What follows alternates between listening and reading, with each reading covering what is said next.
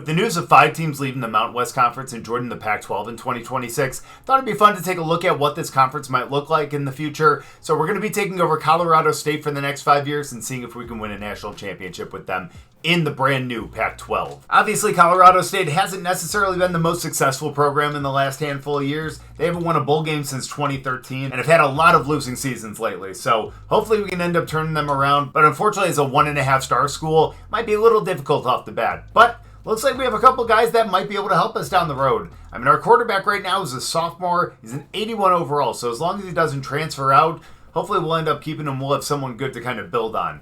Our halfback is unfortunately a senior, is an 81 overall. Our tight end is young. That's good. He's a sophomore. We have a couple guys in the wide receiver room that are going to be around for a little bit, but unfortunately, our number one receiver, who's a 92 overall, is going to be leaving at the end of the season. I do see a lot of seniors on this team, unfortunately. With the exception of, I guess, the left half of our line, and also a little bit of our defense too. But looks like we're going to have to be recruiting at pretty much every single position on this team. And even if it isn't necessarily a need like the left outside linebacker, we might be able to scout for someone who might be better. And I found a position that we're definitely going to be recruiting a lot this season, and that is going to be cornerback, because we have 5 guys who are seniors there and no one else. But the good news is all these guys heard about the new Pac-12 and they want to be a part of it because they already have starting interest in us, including a couple of other quarterbacks as well, some linebackers, halfback, wide receivers. Good. We have a lot of interest here. Obviously, we're not going to go after the 2 stars, so I'm going to take those guys off the board, but we still have a lot of other guys to choose from. And maybe I shouldn't say right now that we're not, because we might end up doing that down the line if we can't sign these 3 stars. Especially since we only have 500 hours, so a lot of these guys we might actually have to guess on, but we'll still scout a couple of them and then offer a lot of them scholarships. Especially if they're a gem at a position that we really need, because a 92 speed, 88 acceleration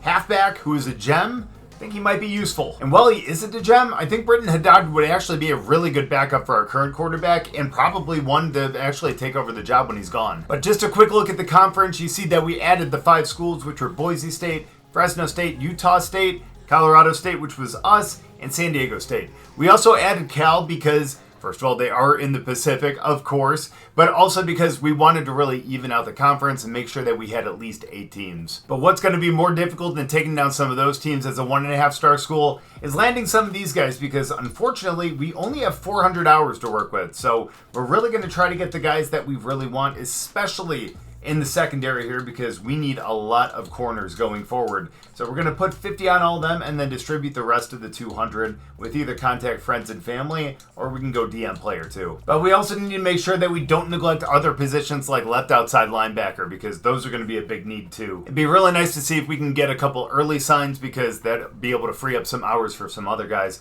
But it looks like we're playing in week 0. It's the Battle of the Bronze Boot. No idea that this even existed, and it is kind of sad that we're not in the same conference anymore. But at the same time, we're still going to go out there and hopefully beat the hell out of Wyoming. Or we could just barely lose 23-20.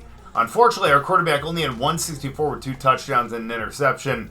Didn't get much done on the ground either, unfortunately. And unfortunately, the defense didn't do much either. Only 2 sacks, but we did have 5 interceptions. That's incredible, but we still ended up losing. And unfortunately, I think those woes are going to continue as we take on number 3 Texas. We did end up losing 45-10, but thankfully we have FCS Northwest on the schedule next. Thankfully, that was a big bounce back week as we ended up winning 38-3. 388 with 3 touchdowns through the air.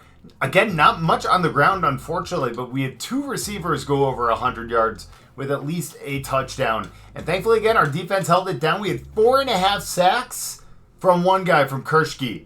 What a great game by him. No interceptions, but it looks like it was that pressure that did it. But we do have a lot more games in a row here, including a couple of visit weeks too. That first visit week is going to be week 7 against Tulsa.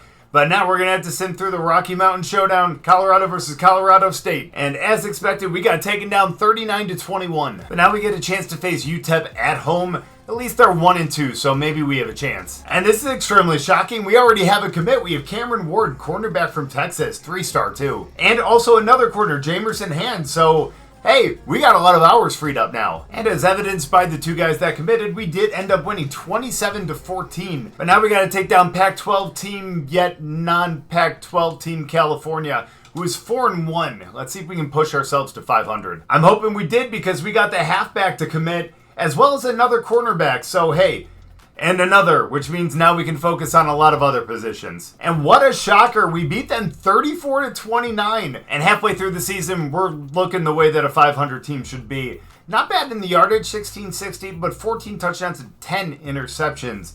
Not a lot on the ground at all. No one's broken even 200 yards. Our receivers, close to 500. We got 3 of them there. So it's good to know that he actually spreads it around a little bit. But our defense really kind of has been the centerpiece here.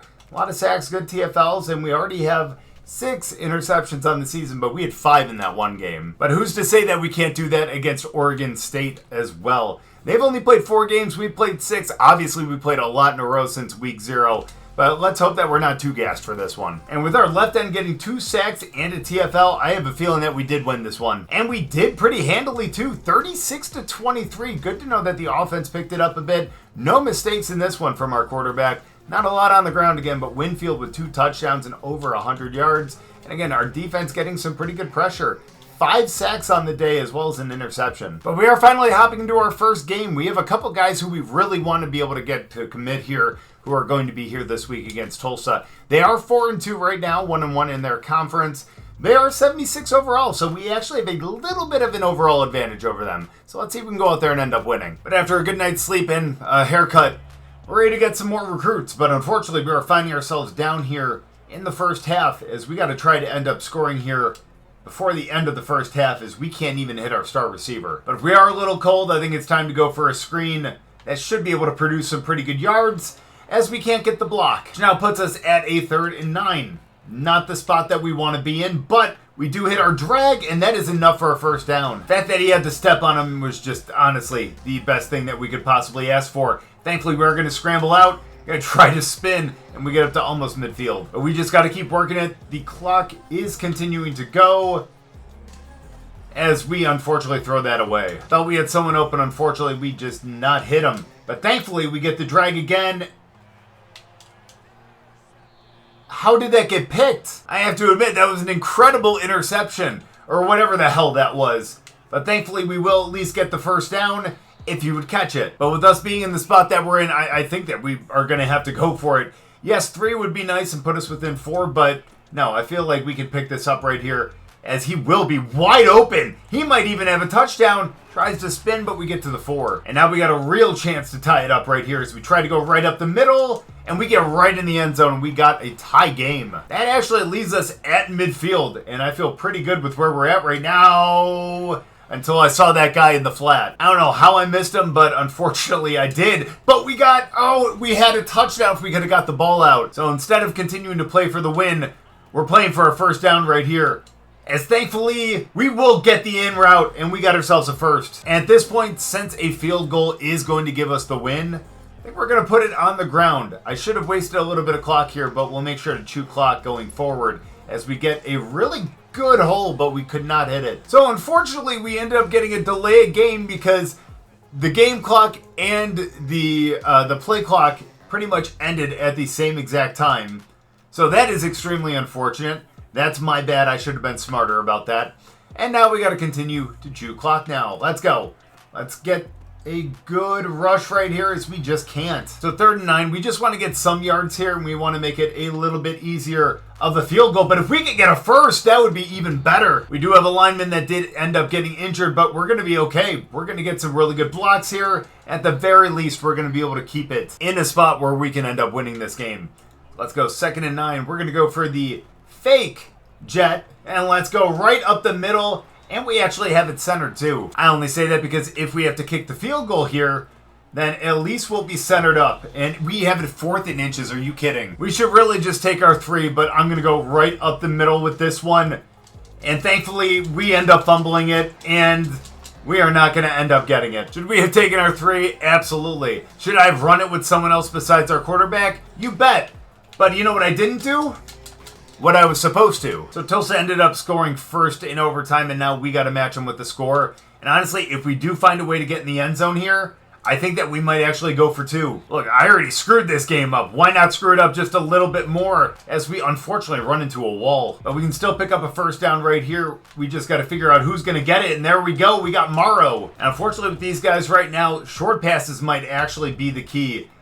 Or we can actually scramble for it and maybe we can get in the end zone. We can't. I need to also remember that he fumbled earlier, so let's maybe not throw it to him, but we do find someone for a touchdown. And now we got to do it yet again here in double overtime. So let's see what we can do as he does end up getting out there. And let's go. Brown gets it, spins around the defender, and ends up getting to the 5. If we could just finish this off right here, I would be very happy as we find a little hole but didn't get it. And now on second, we're going to have to just run this yet again, but we just can't find anything. After a couple of runs that went nowhere, find ourselves in a 3rd and goal. Let's see who we can hit. There we go. We can't hold on to it again. So I'm going for it again. Why not? Let's hit him. And he holds on to it, and that's a touchdown. That was stupid on my part. And unfortunately, I sinned through the 2-point conversion. So now it's up to us to stop them here on 3rd and 10, as no one is there to stop him, and he's going to get in the end zone after a couple of missed tackles. And unfortunately, they would get their 2-point conversion, and we go down 34-32. I kind of screwed that game up a little bit, but hey, you know what? It happens. Despite that, though, we did end up getting the quarterback, so that's nice that we're going to have a backup next year. But aside from a backup, he might actually be the quarterback going forward as well. We'll see how everyone ends up developing. The good news, though, is we do have a couple guys visiting this week against West Virginia, and we have a chance to right some of our wrongs. This time, if we have a chance to be able to win the game with a field goal, we're going to take it. But with West Virginia being an 84 overall, are we actually going to have that chance? Well, the good news is the game is close. The bad news is we're the team that's down. It's only one score, and we got a minute left to be able to score before half. And I think we got him deep. He beat his guy out the line. As long as that's accurate, we got ourselves a first. And don't worry, we're going to make sure that we're going to get in the end zone this time, and this one isn't going to be a field goal. Unfortunately, he can't hang on to that one. But to be fair, we did need a harder thrown ball than that, trust me. Let's see if we can scramble out here. We got someone open, but you know what? We're just going to go, and let's end up trying to slide. We don't, but we get down to the 7. We do have 3 timeouts, but we're going to make sure that we get in before we end up needing them as we get it back to Horton, who drops it. Again, though, we need to stop throwing hospital balls across the middle. There are too many guys who are there to be able to stop it, and that is going to be out again. We unfortunately didn't get it out on time, and that's what ends up happening. As we end up getting it out to B, who ends up catching it, but he was unfortunately short, and that means that I'm going to end up taking the 3. Unfortunately, not getting in the end zone means that they ended up going nuts, and unfortunately, we were down by 2 scores. But we have a chance to be able to pick up a big score if that's accurate, and he has the speed. He does, and we get it back within 1. We got the 2-point conversion, but now we got 30 seconds to go, 97 yards. That is a very long way, but we're going to get that aggressive catch, and we're going to get up there. Now let's hurry up to the line. Even if it's incomplete, that's fine. We just really want to stop the clock here, but we can't take a sack. Thankfully, we get it out. That gives us a chance again. 2nd and 10. Let's see if we can get somebody, and I think we might. He gets back. He gets it. He gets the catch, and Winfield gets in, and we might win this game now. Talk about clutch, and what a comeback. Down 2 scores in the 4th. We find a way to come back and get above. Let's go. Come on, someone get there. Thank you. He slides, and that's the end of the game. Sorry, I was too focused on what he was doing to say anything productive there at the end. But we find a way to come back in the 4th, and we win 25-24. And that is enough to get 1 wide receiver in. And unfortunately, he's the only one who commits. But the good news is this might be the first time in a rebuild where we're bowl eligible in the first season we play. Thankfully, we actually started with a pretty decent lineup. And thankfully, we are after a big win against Nevada, 41-34. Our offense, well, I was going to say, really showed up, but 2 touchdowns in the air, 2 on the ground, which means that we may have actually gotten a defensive touchdown or 2. And we did get one by Jack Howell with 2 interceptions on the game as well. And right now we're sitting atop the conference at 2-0, but we do only have 2 more games left. I need to figure out what's going on with the conference and why we're not playing each other. But this one is going to be a big game. Washington State went up to 25 in the nation. They're 8-1, and they have a chance to obviously take care of us. But let's even go in there and knock them off. And surprisingly enough, we've been handling them pretty well. 35-14. I've been simming most of this, but thankfully we've actually been able to pull it off. They would end up scoring again, but now we have a chance to be able to put it away with 1 first down as we get to the outside. And there we go. That's going to settle it. And that means we knock off a top 25 team 35-21, and we actually stayed perfect in the conference again. I think we only have 1 more conference game, but again, we need to figure out why we're not playing like 7. During the bye week, though, we did end up getting the free safety, which is great because we need guys in the secondary and on defense. Same as Belzlewski, but we unfortunately lose the other right outside linebacker. Unfortunately, our last conference game of the season is going to come against number 24 Boise State, though. But we did great in Sim in the last game, so why can't we do it here? And maybe I shouldn't have said anything as we lost 40-28. That does put us in a tie atop the conference, though. We are 3-1 with California and Washington State. There's a chance that Boise State gets up there as well if they end up winning their last game. But right now we're 3-1 and we have a chance to win the tiebreaker. But before we see if we do, thankfully we did end up landing a left tackle. We need some more offensive linemen. And unfortunately something must have screwed up that I'm going to have to figure out because we do not have a conference championship this season. But that does kind of make sense because I know this conference isn't really supposed to be formed until 2026. But still, you know.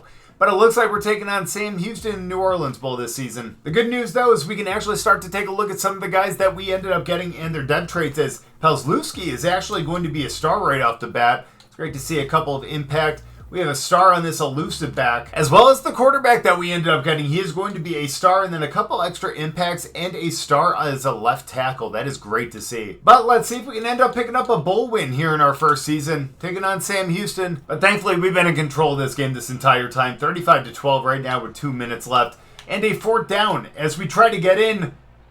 And thankfully, we'll end up stopping him over here, and no shot, he got away from that. But thankfully we were in control of the game the entire time. We end up winning 35-12, and we pick up a bowl win in our first season. That's surprising. Not that I didn't have faith in the players that we had, but still, typically when we do a rebuild, we aren't that successful in the first season. And the bowl win was enough to be able to get ourselves another offensive lineman. But it is going to be a little while before we get up to the level of Oregon and Clemson, who are in the national championship game. But now we have to say goodbye to a lot of players here, including our 91 overalls who are potentially going to go in the pro draft here. The center who's projected to go in the first round and the receiver to go in the third.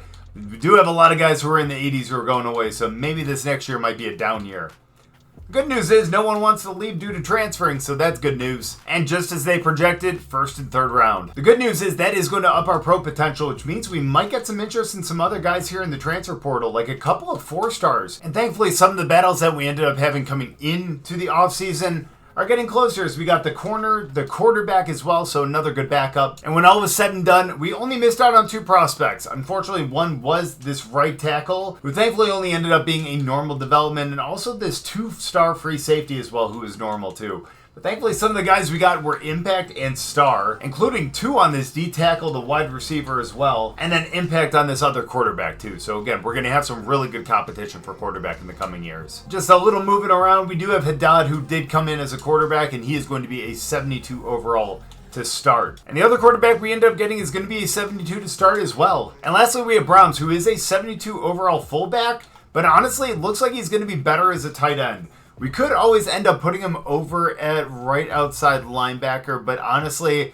we might need him at tight end a little bit more. And in fact, looking at our halfbacks, no one is over a 70 right now, so I think we're actually going to put Brahms as a halfback, and hopefully he develops there. The one move we are going to make on the offensive line, though, is to move Alex Foster over to left tackle. I know he goes down one, but we need that more. Also, we need a little help with our linebackers, so we're going to move one of our ends, who is our backup, and actually move him to left outside. That actually puts him up to a 75. Other than that, though, we're just going to have to rely on training results. Let's hope that we can go up a little bit here. And surprisingly enough, we go up to an 81. Our quarterback goes up to an 88, which is incredible, so that means he's definitely going to be the starter this year. Our freshman redshirt halfback goes up to a 72. That's great to see them get above. Winfield goes up to an 85 as a receiver. Our tight ends are around the mid-70s. And our offensive line looks pretty competent as well. That's great to see, especially in year 2. Our defensive line looks good. Our D tackle really needs some help, so that might be a position that we have to really recruit this season. Our linebackers still need a little bit of help, and also a little bit in the secondary, but I think we are going to have a freshman free safety who's going to be starting. I think that was Ezzy, so hopefully we'll end up seeing him on the field. And at this point, I don't think that we're going to be asking anyone to leave. Some of these guys might actually potentially develop, but even if it's not likely, we still want to make sure that we keep them. And we still have 9 slots that are open on our roster, so why not keep them? Now, that's my bad on making the conference games 4. Looks like we're going to be going 7 because we got 8 teams in the conference. It does say that the conference championship game is on. It's going to be at Allegiant Stadium. So let's hope that that is going to be the case. Now, if we don't see a conference championship next season, then I guess we're going to have to figure that out. At the same time, I think that we have the right settings to be able to do it now. But even if that didn't work for some bizarre reason, we're still chasing a national championship, not necessarily a conference title. As you guys could tell on that list, we can actually go after a couple 4-stars that are interested in our school now. It's actually good to see what ends up happening when you win a bowl game. Although I do think that the majority of the reason is because of that pro potential now, though. And look at that, we actually have a position in need that has a gem on our board. Let's hope that we can land him. We're already second on his. And we just keep finding more gems. We even have the strong safety here, which again is going to be a really big position in need. But it's still going to take a lot of hours to be able to get some of these guys interested because we're not on some of these boards. And especially since it's a 4-star gem right here on this right tackle, he might garner some other interest from a lot of other teams. I mean, no one's offered him a scholarship yet, but obviously that's because we're in the preseason. But it does look like his board is filled with a lot of really good teams that are going to be really hard to jump. But looking at the schedule for this season, it looks like we're going to have a couple tough weeks, especially here in week 2 against number 10 Texas Tech. But not just that, but as we get into conference play, we're going to have to face Washington State and Boise State, which are both ranked right now. But we faced a lot of really good teams last season and definitely overperformed. Who's to say that we can't do this in season 2 as well? But our first matchup is going to be against Washington. Let's see if we can start off on a good foot. Well, we don't because we end up dropping 34-31. Our defense definitely did not come to play today. And our quarterback did have an interception. Still 306 with the touchdown, which isn't bad. Didn't really get much done on the ground. Ross was definitely our lead receiver. But man, we need to pick it up a little bit. Got some pretty decent pressure, and we did end up getting a pick, but obviously they still scored 34. But despite that, we are kind of climbing up some of these guys' boards, and we're number 1 on a lot of them, especially on this left tackle here that thankfully we ended up hopping over Arkansas, but man, we need to really gain some ground on some of these other guys too. But we'll get there eventually, but unfortunately in front of us is Texas Tech. The good thing here is we are going to be at home, but still, they're number 8 in the country. As long as we don't get embarrassed, I'll be okay. But if we could pull off the upset, that would be even better. And 28-18 really isn't bad, especially against a top 10 team that has now dropped into the top 15. Still, our quarterback, not too bad. No picks. That's great to see. 263 with the touchdown. We end up getting 1 on the ground. No one over 100 yards in the air, but still, not too bad. We end up knocking off a top 25 team. But thankfully, we do have 2 bye weeks coming up, which means that we're really going to be focusing on recruiting. But it makes it pretty tough when we have a couple guys that have locked us out because of playing style. We're going to have to get a little better in our secondary. But at least we can schedule some visits for some of these offensive linemen. There are guys that we're really going to need because our offensive line is going to be very thin coming up. Especially since Meredith is a gem, it would be really nice to be able to pick up both these guys. So let's bring them both in the same week just so we can get that bonus. So one of our biggest visit weeks is going to be week 6 against San Jose State. We have 2 offensive linemen, a quarterback, and now this halfback coming in. And hopefully, if we end up picking up a win, we can actually land all of them. That is 1 more week away, so that means that we're heading to Vanderbilt and trying to take them on. Let's see what we can do. Well, apparently, if it's not a ranked team, we're not going to end up picking up a win, as Vanderbilt beats us, but just narrowly, 28-26. But thankfully, this is the game that we get a chance to hop into. If we end up picking up this win, we have a chance to land 4 really, really great recruits that I think will actually help us a lot in the future. San Jose State is pretty much the same overall as us, but I think we can still go out there and pick up a win. We are at home. Unfortunately, though, we are down by 1 possession with 2 minutes to go in the first half. 3rd and 5 right now. We just need to find a way to pick up a first, and why not have it be on the drag? We're going to get a lot more than that, and we're almost down in the red zone now. If we could go down. I will say this game really loves to give us these 3rd down scenarios, so let's see if we can get this out. There is no way that just got picked. That is effing insane. Some of the interceptions in this game are just absolutely insane. But thankfully, we are back down on the 1-yard line with a chance to score right here as we go for the... I thought that was going to be a fake jet sweep, but it's his touchdown, so let's go. Unfortunately, that wouldn't last long, and now we're down by 1 possession with only 57 seconds left. Oh boy. That's all right. We have a chance here if we can get this. And we catch it. Winfield gets down to the 30. I really hesitated there because I honestly thought that was going to be picked, but thankfully for us it wasn't, and we got a good jump on that one. We have no timeout, so we need to continue to hurry up right here. And thankfully, our halfback is going to get a really good gain, and we're down within the 5. And if we end up getting in here, I'm actually considering going for the 2-point conversion. I decided against it only because we have a couple really important recruits that are here this week, and we want to make sure that we win. No use gambling. But if we can't get many yards, what's the point? Am I right? Oh, no blocks again. I really do not want to settle for a field goal here, but it looks like we might have to because that is a horrible throw. And as long as we can hit this, which we don't, I think we end up losing now. I literally just choked. There's no other way around it. And now they're going to find a way to get into the end zone. But even if they don't, they're within field goal range, and that's all they need to end up winning here. So it's a little rough that they're just going to run it right in here, and we end up taking the loss. And thanks to that choke job, we end up losing one of them to Arkansas, and we are also slid down to number 3 on Meredith's board. And thanks to that, we might have the worst class that we've had. Granted, yes, it's only been 2 years, but still, might not be a good class. We're going to have to find some other guys later on in the season because some of these guys are starting to lock us out because our championship contender is going down. Either way, hopefully we can end up pulling out a win against Utah State. We're on the road, but first conference game of the season. And maybe this wasn't the season to go after 4 stars because, unfortunately, we dropped to Utah State 48-14. 3 interceptions from our quarterback. Guys, I don't know what we're doing here. And that means goodbye Meredith. Also, goodbye James. As well as a lot of other guys as well that have already committed to other schools. I mean, if there's any good news here with that, it's that Cal is now a higher tier opponent, so if we end up winning against them, that's going to be a +3. We're going to have this guy, the 5-star left end, who's going to end up visiting, plus 2 other offensive linemen, and we really need to land one of them. But that game isn't going to be until week 11, so let's get through this one against San Diego State.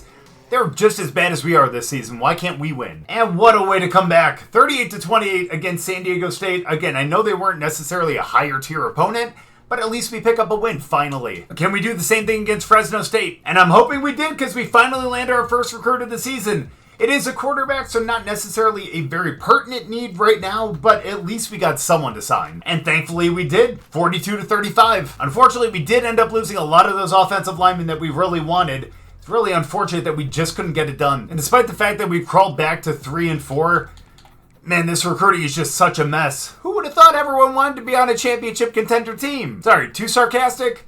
Either way, we took down Wyoming 49-16.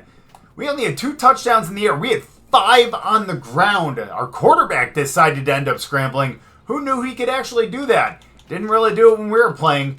Defense didn't really do much. 3 sacks, thankfully, but that was about it in terms of pressure. Thankfully, we still picked up the win, though. But unfortunately, we do just keep dropping a lot of these guys that we wanted, and we just keep falling down lists as well. But hopefully a win against number 15 California is going to turn things around for us. I don't know how much it's going to bring up our championship contender, but if we can, we're going to impress the guys who end up visiting this week, and hopefully that's going to be enough to get them to commit. So I'll end up playing this tomorrow, but again, this is going to be an extremely important game. But if we don't end up winning, then we might have to really scramble here at the end of the season to pick up some 3 stars because we're going to be really hard-pressed to pick up any of the 4 stars that we have on our board if we end up losing. But if we end up completing this, which we don't, then we might be in a better spot. And after not converting and them end up scoring on their next drive, we're going to be hard-pressed to end up winning this game now. We just want to make this look respectable at a certain point, but unfortunately, we're failing at that too. But we are desperate enough to go for it at this point in the game, so why not? Let's go for it. We'll hit our tight end, which will give us a chance to hopefully get a little bit of dignity back. Maybe not much, but still, a little bit. As never mind, that gets picked. That's a great way to end this game, actually. I mean, the game might not be fully over, but at this point, we're down 3 possessions with 2.5 minutes left. I do not see us being able to pull this one out, even if we get in the end zone here. But especially after being just short right there, again, I think our time is starting to run out. I don't even know where you're going with that. At least it stops the clock, but at the same time, you don't want to see that. But thankfully, the RPO will get it in. And if that worked, who's to say that this isn't going to work? Let's see if we can get this onside kick, which unfortunately they recover right away. And yeah, I think that's going to be game now. And why not? Let's let them score one more time before the end of the game, and we drop to number 15 Cal, 33-14. At this point, I'm actually tempted to take the hours off the guys who are 5 and 4 stars that we're not in first place on and place them elsewhere. Maybe find a couple other 3 stars in the portal. But honestly, I should have known better than that. I knew that this wasn't going to be the best season, so I should have known to actually go after some more 3 stars. But still, maybe we can salvage this season. We're 4-5 right now, but we're only 2 games away from bowl eligibility, and we're facing 2-7 Oregon State at home. Hopefully we're going to be okay. But the bad luck just keeps rolling because we end up dropping to them 45-24, and our last 2 games of the season are against ranked opponents. Now, the only one that we're going to be able to jump into is the one against Boise State, where we will have a couple guys visiting. But man, if they climb up in the rankings even after that, we might be in some trouble. We're going to need a real miracle to win, not both, but at least one of these last 2 games. But first one's going to be Washington State on the road, which unfortunately knocks us out of bowl eligibility. It was a close game though, 29-26. It's just unfortunate that we let them score in the 4th. So obviously we're not going to be able to repeat with the bowl, but at least we can try to end the season on a good note. Again, taking on number 13 Boise State, who is an 84 overall. So really not as daunting as it may seem with them having a really good season being 13 in the nation, but still a game that we're going to have to really be on point if we want to win. We have a couple guys visiting and we've only signed 1 guy so far this season, so we need to win this one. But we knew it was going to be a tall order. But we're still in this game, which is really awesome, and Ross also gets us a first down to the 15. It does mean that we get a chance to put it within 1 possession yet again.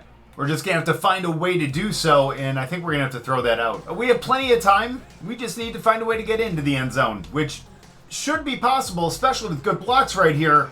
But we end up picking up 6. And while we should just take the 3 here, not me. Not me.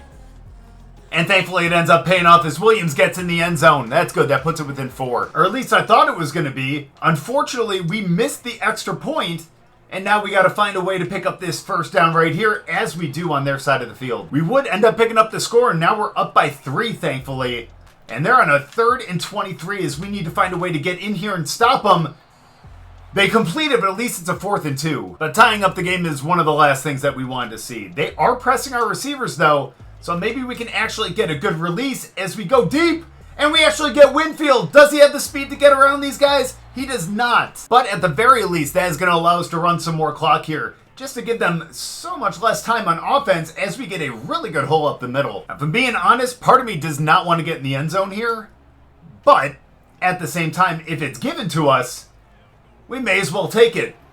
That actually was best case scenario, only because that takes off a lot more time. And now we're hopefully just going to be able to pound it up the middle, and we'll get the score. But they do have 1:20 left, which just means we need to be stellar on defense. Let's see if we can actually get a rush here on the quarterback, although our guy is getting double teamed, but we knocked the ball out. But without a proper pass rush, bro, I don't know if we can really trust our defense here as we miss that tackle. And they get down to the 30? Sorry, miscounted. That is the 40.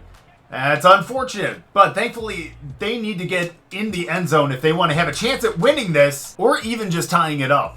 Because a field goal isn't going to do anything for them. It is a 7-point game.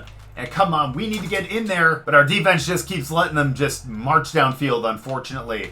Come on, we need a better rush than that, as we do on that one, but he still gets it out. And now all we need is just to stop him 2 more times here to be able to get them off the field. And we're getting double teamed again, but we still end up sacking them on their side of the field. So let's go, guys. We just need to do our best here and stop them, which thankfully we do, even though they caught it. And thankfully that stop was enough to be able to pick up the win. I'm glad we're actually able to finish 5-7, and hopefully that means we're going to see a couple of guys committing on the next screen. But instead of anyone committing, we actually had a guy commit to Oregon. That's unfortunate. The good news, though, is at least with a lot of these guys, thankfully we are at least close to the top of their board, if not number 1. So hopefully we can still end up landing a couple of these guys, especially some of the ones that just reopened it up to us. So even though a lot of those battles are going to come down to the offseason, I still think that we're going to be able to land the majority of them. We are first on a lot of their boards, so I'm just kind of keeping my fingers crossed. At the very least, we got one. We got a middle linebacker, Osgood. But before we look at our coaches, time to look at some stats, as we do end up with 3,100 yards, 25 touchdowns to only 8 interceptions. Not too bad for how terrible he seemed to be throwing. Now, we didn't get much on the ground. We did average 4.6 with our lead back, 429 with 8 touchdowns. But again, not as much as we would like. Now, we did end up spreading it around. We had 4 guys who ended up having over 40 receptions and over 500 yards with multiple touchdowns, which is great to see because that means that we have a couple really good receivers. But at the same time, again, didn't really translate that much in terms of wins and losses. Now, in terms of pressure, though, we got some pretty good pressure. A lot of TFLs, handful of sacks. Powell with 8 sacks, Kershke with 7.5, and this guy with 4 himself. And also, we only had 3 interceptions. Obviously, we need to pick that up. We even said in the offseason that we needed a lot of guys in our secondary, and unfortunately, we dropped the ball on a lot of them. So hopefully we'll get a lot of good guys with some good results in training this offseason, and also hopefully we can end up getting a couple guys in the transfer portal and with the guys who are on our board right now. But based on how terrible that defense did in the secondary, I think it's time that we get rid of this guy. I know he is a motivator, a master motivator, but at the same time, we need to get rid of him.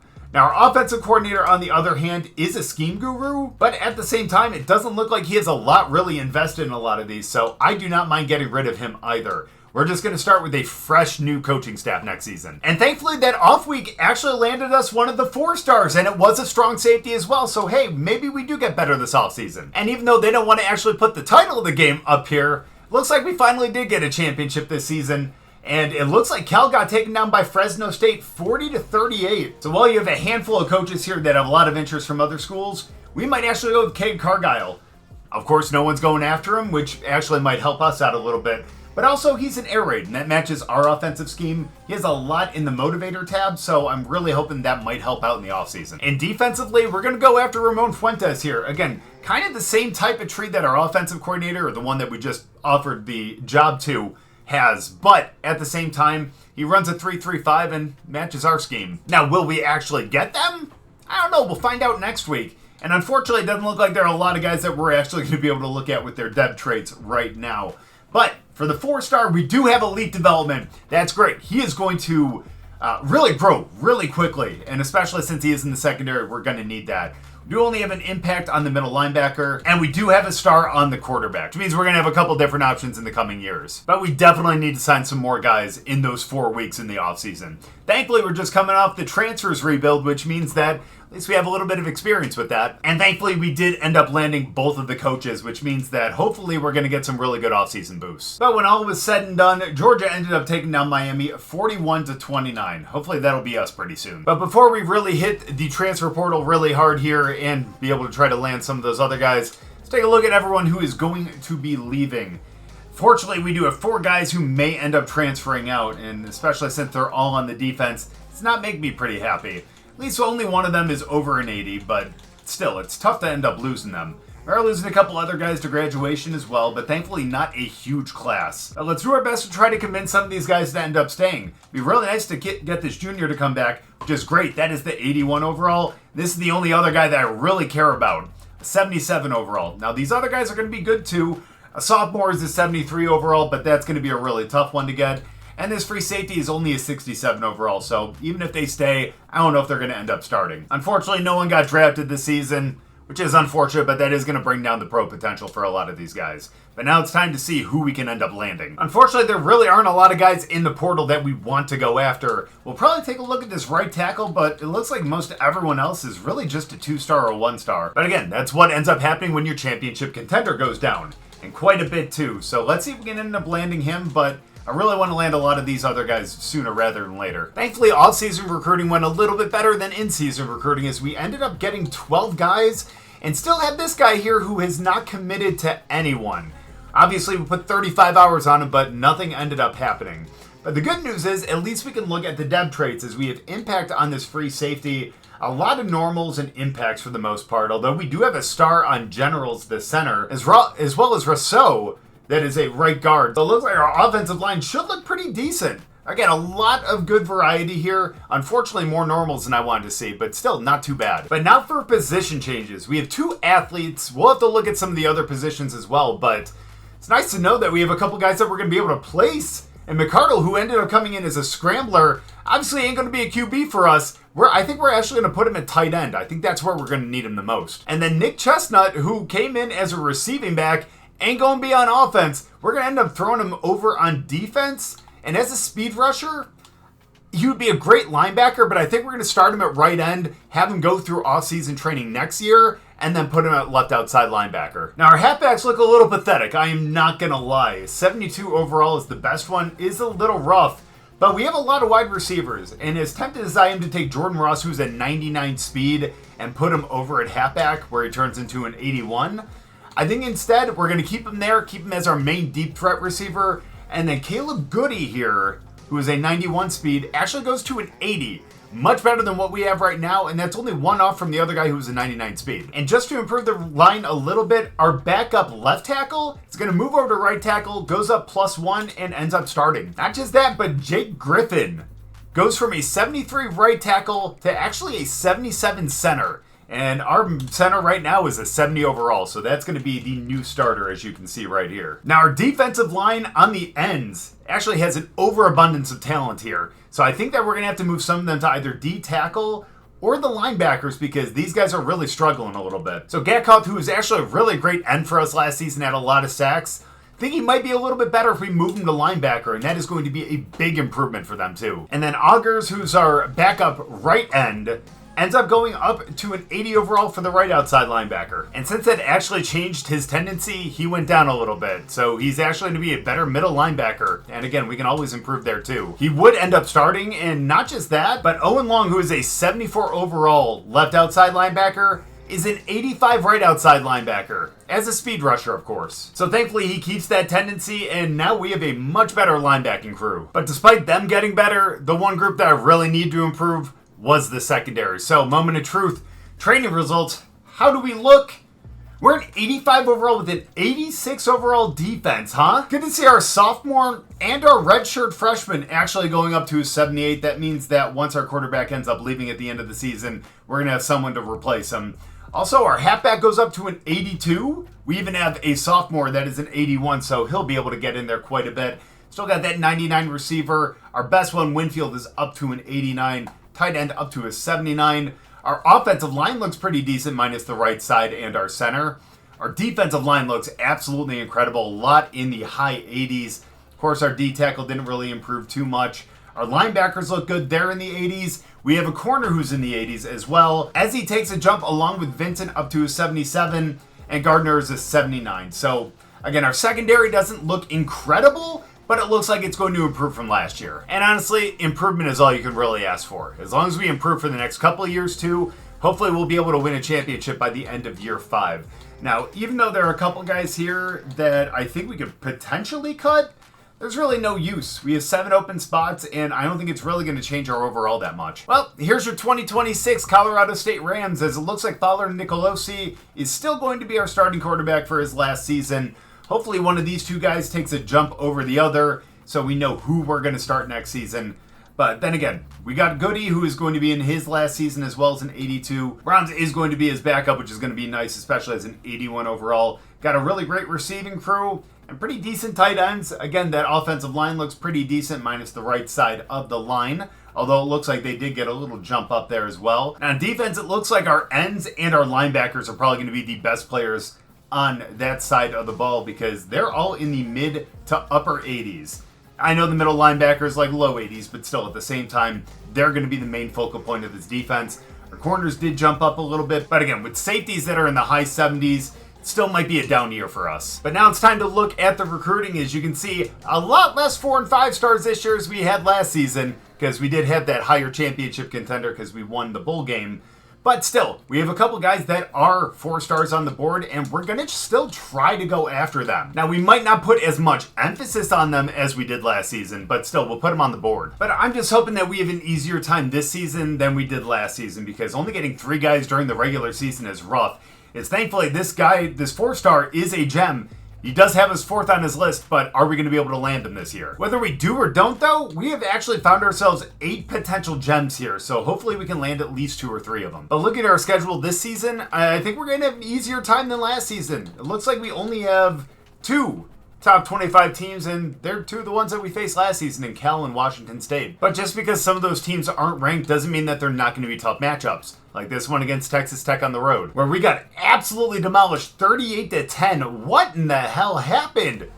Our offense didn't get anything going. No touchdowns in the air and 2 interceptions. I thought he improved this season. I'm just hoping that we're not going to have as tough of a time on the road against Indiana, which even though it was a close game, was the case. We won 34-29, which is great. Our offense finally picked it back up. Fowler Nicolosi did have 3 touchdowns and 2 interceptions. He needs to really limit those picks, but hopefully, again, one of the quarterbacks that's waiting in the wings is going to be better in the next 2 seasons. But even though we won, we did end up lowering our championship contender for some reason, and that did lock us out on a couple guys. But the good news is, of the guys that we have left, we're going to bring a couple of them in for the game against Utah State in Week 7. I think it's going to be a very winnable game, and if we can get them to sign early, maybe we can focus on some other players. But we still have a few more weeks until we end up getting to that game.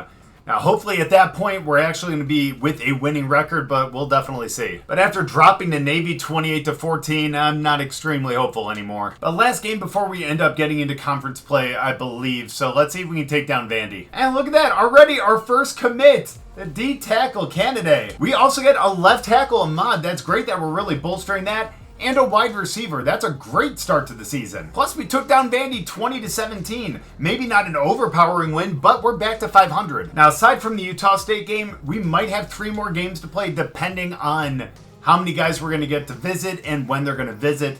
But we're definitely going to have someone coming for the Fresno State game. And I also think we might be able to get a couple guys for the Washington State game as well. That's a +3 if we win, although it's going to be a difficult game. And before the visit week, we do get another commit, another wide receiver, and another left tackle. That's really great. And one of them was even a 4-star, the receiver. But geez, the mighty have fallen. Cal, who was preseason top 25, is now down at 2-3, which means, hey, we got a better record. Now, they're 1-0 in conference, so maybe they played some tough teams out of conference, but we'll see once we end up simming. And it was a close one, but we still pulled it out 35-32. But now it's time for us to make a good impression on Season 3. Again, we're 3-2, but so is Utah State. But they're a 78 overall to our 85, which means I'm hoping that we should have a pretty easy time here. But as we've seen before, we've struggled with low overall teams for some bizarre reason. And we need to really tie things up here.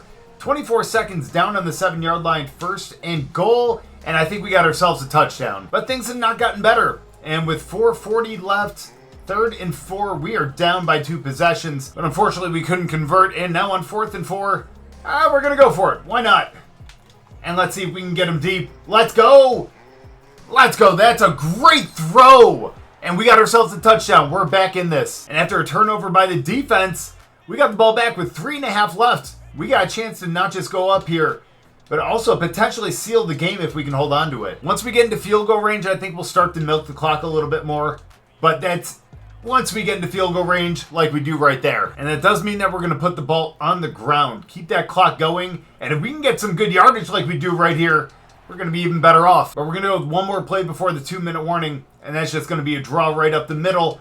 Unfortunately, that didn't get us anything, though. But now after the 2-minute warning, we just got to get ourselves a 1st down. I think we're just going to get it on the drag here, go with our star receiver. And we're just going to continue to go short. Just be safe with it.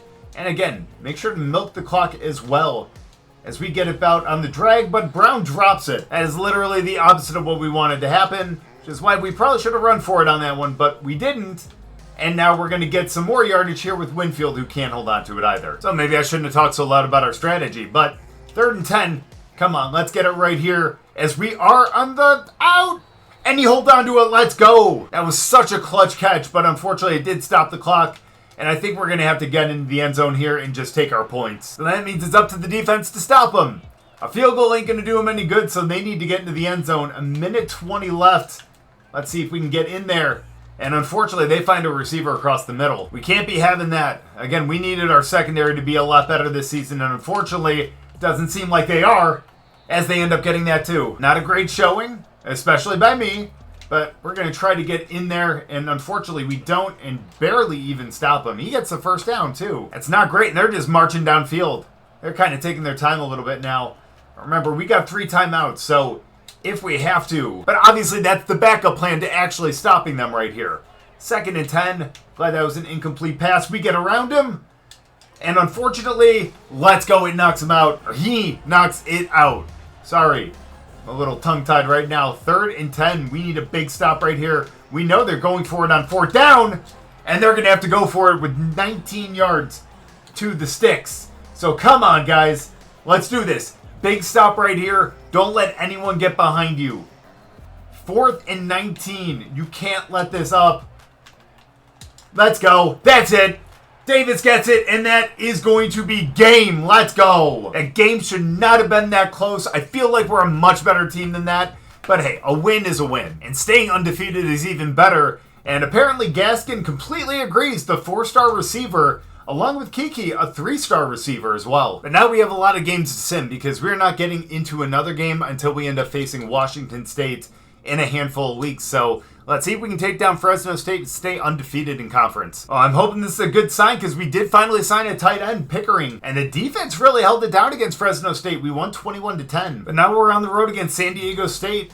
They're completely defeated in conference. They're 0-3. We're 3-0. Let's see if we can stay that way. And looks like we got ourselves another halfback, Maktovich, as well as a free safety. Good. We need more guys in the secondary. But unfortunately, San Diego State was just too much to handle, and we lost 28-18. But now we got the battle of the Bronze Boot yet again against Wyoming.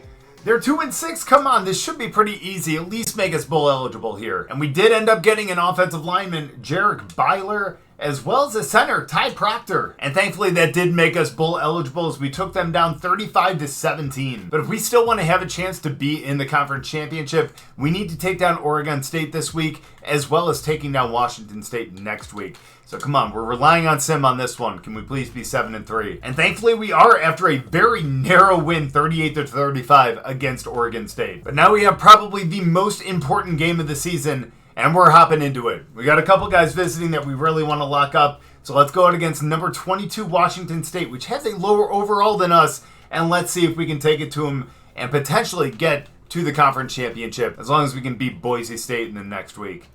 But let's just look forward to this one for now. But unfortunately, we weren't up to the task, and we ended up dropping 38-0. I don't know what happened to our offense, but we just couldn't score today. That just goes to show you, despite the fact that we have a pretty decent overall, that's not going to carry us in these games. It is a little off, not going to lie, but at least we end up getting another halfback, Abram. 4-star too. Worst part about that loss is the fact that 4 guys have now locked us out because of the deal breaker of the championship contender. The good news, though, is that we're actually 16th in the nation with this class, and actually atop the Pac-12 as well. And that's great and everything, but if we don't end up with the championship, who cares what we end up ranking with our class? So let's head to next week. Let's get through this game against Boise State. Let's see how we end the season. And somehow we ended up beating Boise State and we end up in the Pac-12 championship?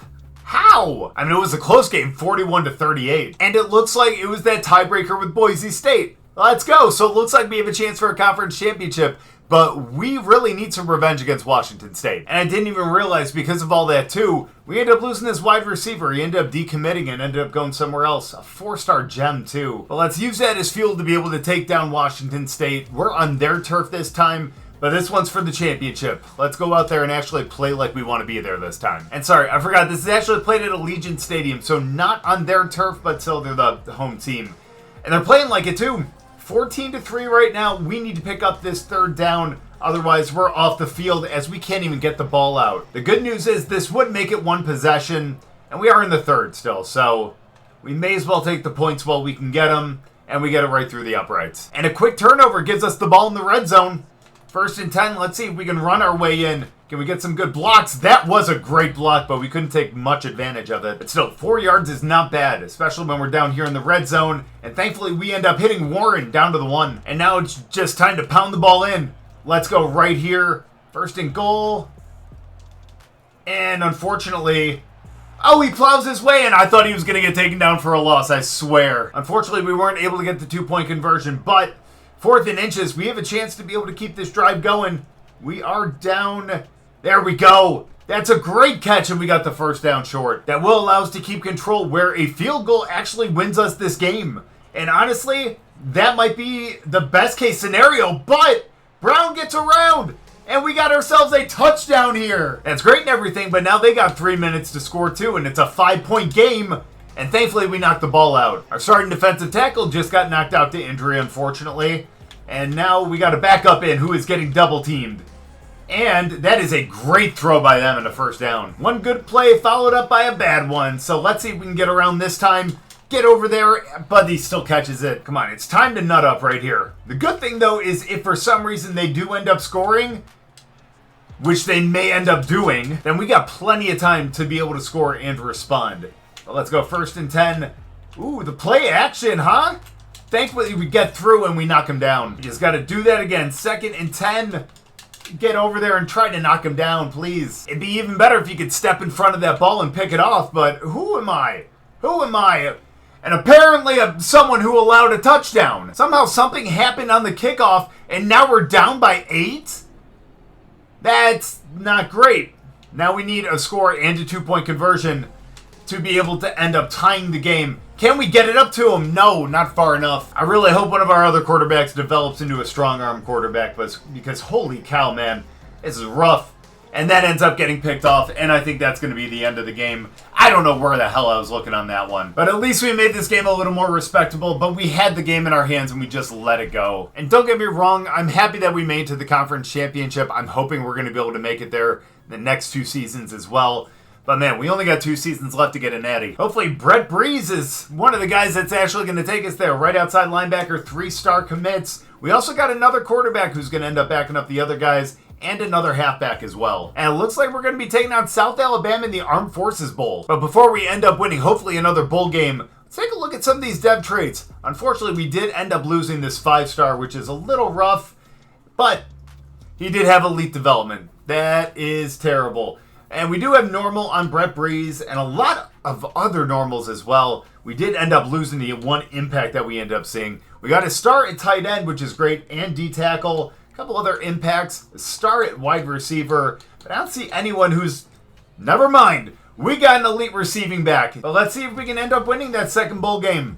I know we didn't go to one last season, but thankfully we got back here this one. Just hoping that we can get the playoffs soon. Well, surprisingly enough, we're starting the game scoreless here. But less than 2 minutes left in the half. Let's see if we can end up picking up some more yardage as Ross gets there, but he ends up stopping. But we get 6. You can never complain about 6 yards, especially when you're down here in the red zone. Let's see if we can end up being the first ones to score today as we end up hitting Ross and we got a first down. We are going to end up chewing clock and running a lot of time here, but we can just pound it into the end zone. Look at this as we get all the way in. They do have a minute left, but at least we get on the board. And after that, we just never looked back. We end up winning 28-14. They end up scoring 1 in garbage time, and we end up taking another bowl game. It was great to see this team grow and thrive throughout this year and see them improve from the last season. But still, we need to take an even bigger jump next season and get in the same place as Clemson and Notre Dame. Preferably Clemson because they ended up winning. But unfortunately, we are going to be losing a good amount of guys here to graduation. But it looks like 2 of them may be going in the draft. Winfield projected for the 4th round, and same with our quarterback as well. Thankfully, no one wanted to transfer. Isn't that great? And it does look like they ended up outdoing their projection. They both ended up going in the 3rd round. And looking at the transfer portal, looks like we're locked out on all of the 4 stars. It also looks like we're locked out on all of the 3 stars. So unless we see someone here that we think is going to be really good in the 2 stars, and that's ridiculous right there, and we'll see. We'll scout them. Found a couple guys that I thought might be interesting, plus they're transfer freshmen, which means we're going to have them for the rest of the rebuild. Thankfully, it was pretty easy to sign all 5 of them. We do have 1 impact, which is the receiver, but unfortunately everyone else is normal. We do have 2 athletes to place this season, and we'll move a couple other guys around as well. But Abram is actually, again, a great receiving back, but might actually be a pretty good linebacker as well. And honestly, we may need that a little bit more than halfback. So let's end up putting it at right outside. And then we got Terrence Kiki, who actually be pretty okay in the secondary, but we're going to put him at tight end and just hope that he can develop there. It's going to be really interesting to see who ends up winning the starting job next season because Haddad and Foster are both an 80 overall. So whoever ends up developing a little bit more is going to be our next quarterback. I'm looking at Haddad. He does have some pretty low skill caps, and it looks like the skill caps for Foster are a little bit better, so kind of hoping he's the one who develops a little bit more. One other change that we're going to make is our wide receiver, Kevin Gutierrez, is 75, goes up to an 85 halfback. That's going to be really great to have, especially next season, especially because that is going to be the last season of this rebuild, so it'll be nice to have them around for that final year. But let's see, with training results, we go up to an 86, so at least we do improve a little bit. Neither of them took a huge jump, but at least Foster goes up to an 81. He's going to be the one that we end up rolling with. We do have 2 halfbacks at 86, and then, of course, Brahms is still there at an 85, so we have a lot of talented guys there. Pretty good wide receiver room. Our tight end ends up going up to an 80 as a sophomore. Our offensive line looks really good. Everyone is in the 80s. Our left and right ends are at 90 and 92, I should say. Of course, we could use a little bit of help at like linebacker, left outside, as well as D tackle, but maybe we can find someone really good in like the transfer portal this year. As he ends up going up to an 81, he finally took a little bit of a jump, and we have a sophomore starting at strong safety at an 83 overall. Not a ton of hope for this team, but I think that we can get to another conference championship, and maybe, just maybe, we can sneak into the playoffs. And after a successful season, you see we actually have a couple 5-stars that are interested in joining our program. I know we kind of fell into that trap a couple years ago and we didn't get a lot of guys, but this is the last season that we're recruiting. It's season number 4, and so we need guys that are going to contribute right away, and those are going to be 4 or 5 stars. And honestly, if we can land any of these guys, I would be really happy. Now, if any of them were gems, I would be even happier. And thankfully, we do find our first one, and it's a 5-star as well. Don't know if we're going to get him, but hey, it's really great to have him on our board. But I do have a lot of faith that we're going to be able to get some of these guys, and honestly, having a guy like this 5-star gem with 93 strength out of the gate along with an 89 impact block, I think is going to be great. And this 4-star receiver too with 95 speed, I think could actually make a really big impact next season. But that is going to require us to actually really pay a lot of attention to them. So honestly, especially for these guys, I think we're really going to send as many hours as possible just to get as much interest from them too. So let's see what we can do to actually land some of these guys that hopefully will make an impact next season. But here's our first test of the season, facing a Big Ten team. We got Wisconsin. Let's see how we do out of the gate. And we actually handled them pretty well, 25-20. Great way to start the season. Now, if we can do the same against Arizona, then I'm going to have a lot of faith in this team going forward. And the fact that Damian Henderson ended up winning Pac-12 Offensive Player of the Week with 81 yards and a touchdown hopefully leads me to believe that we ended up winning, and we did. Pretty handily too, 45-29. And it looks like our first visit is going to be week 7 against San Diego State, where Danny Pepper's going to end up coming in. We're going to sell that proximity to home. He has a pretty good speed stat out of the gate, so I'm really hoping that he'll end up committing soon. But now we got to take on Sam Houston on the road, but hopefully Sim will be nice. Unfortunately, it was not, and we ended up losing 42-34. What's our identity at this point? Now we got a really big challenge. It is at home, but it's number 7 Tennessee. They've already lost 1 this season. Let's see if we can be number 2 for them. Well, we don't, and we gave up 42 points again. This defense needs to really improve, even though we're in 87. Thankfully, we do have 2 bye weeks to really think about that, but we need to really come back strong against Utah State. And surprisingly enough, we already get a commit, a wide receiver, a 4-star as well. But that might not mean anything if we don't end up beating Utah State. We need to go to 3-2. We need to win that first conference game. The fact that we ended up landing another 4-star receiver gives me hope. But apparently hope doesn't mean shit because we lost 22-21. Such a close game. But hey, we lost 1 conference game last season. We still made it to the championship game. So maybe we can do it here too. Actually, I think it might have been 2 losses. But looks like our next matchup is going to be against San Diego State at home. Same exact records. We need to make sure that we can take them down. We do have the overall advantage over them by quite a big margin. We are in 86, they are 79. So no reason why we can't take this one. We need to get back to 500. We need to get these recruits. And we need to make sure that we stay undefeated for the rest of the season in conference play. Well, let's see if we can take them down. Might be a little easier said than done, but there's no reason why we can't take down my alma mater, especially with this type of lead right now. And if we're breaking tackles like that, we might be a little better off. Question is, can we work it downfield to be able to get it to a 3-score game? We end up getting that drag, and Brown's going to get around him, and it gets all the way down to the 50. Or maybe a little short of the 50, but still, we're pretty much there, as we should not have thrown that right there, but we did anyways. We're still going to pick up a first down to the 35. And now I think we're going to try to take a deep shot. I bet you he ends up beating his guy over there. And he sure does, and that's going to be right on the money. And I'm sorry, we even have another chance to be able to score and make it a 4-possession game. Question is, can we get there? As that was not the right call, and that gets swatted. At the very least, we have a chance for 3. And I think we might have it. Do we have the distance? We don't. But even without the 3, we still were in control of this game pretty much throughout. 38-7, and we just take down San Diego State. And with a team effort like that and individual efforts like this one by Ezzy with the pick 6 in that last game, there's no reason why we're not going to be able to win more games down the line. And look at that, too. I didn't even realize Ross had 206 with 3 touchdowns. Come on, man. We should be better than 3-3 right now. But still, unfortunately, that is the position we find ourselves in. And speaking of 500 teams, we're taking on Fresno State at Fresno State. But even if we didn't, we still ended up getting a 4-star right outside linebacker, something we might need. And our defense really showed up in this one, 25-6. Second time in a row that we've held our opponent to single digits. But now we have another matchup where someone is going to be visiting. 4-3 again, this third week in a row that we played someone with the exact same record as us. Now, Cal has been a really big player in the conference pretty much these last couple of seasons. Go figure, the team that's not actually going to be in the conference in real life. So hopefully we can end up taking them down here. Again, we do have that one overall advantage, but they're still a really tough team. But thankfully, it looks like we might be the team to get on the board first. We're going to try to run this one up the middle. We'll just be short, though. But if we go in the air on this one, I think we definitely get the touchdown. Question is, can we get it out enough? We do. And it's so nice to get on the board first, especially when you don't really ever give up the lead. And especially if we bomb them deep like this and hit them, McCardle is going to have the speed, and we're going to be up by 3 possessions. And as great as this offense has been playing, it's really been the defense to really keep us in this. Yeah, we got 35 points on the board, but the fact that we held them to 0 is really incredible. And it looks like the 5-star left end, Simonson, saw the same thing that we did, and he decided to commit. That's going to bolster the defense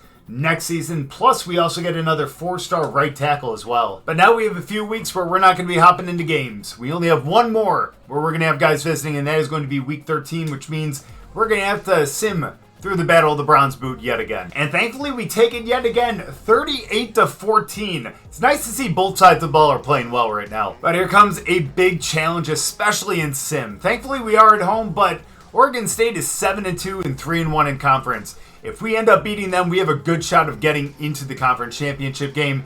If not, then we're going to have to work extra hard. But this team proved how good they are. They took down Oregon State 38-20. And after starting the season 2-3, it's nice that we've just rattled off 5 wins. And thankfully, that does push us up into the top 25. We're number 18 right now. But can we still hold on to that, even though we're taking on Washington State this week? But we're not out of the woods yet. We have 1 conference loss, but there are 4 teams that have 2. And we have 2 conference games left. So we need to win both of these. I think even if we end up losing one, and we're going to be in some jeopardy of getting into the conference championship game.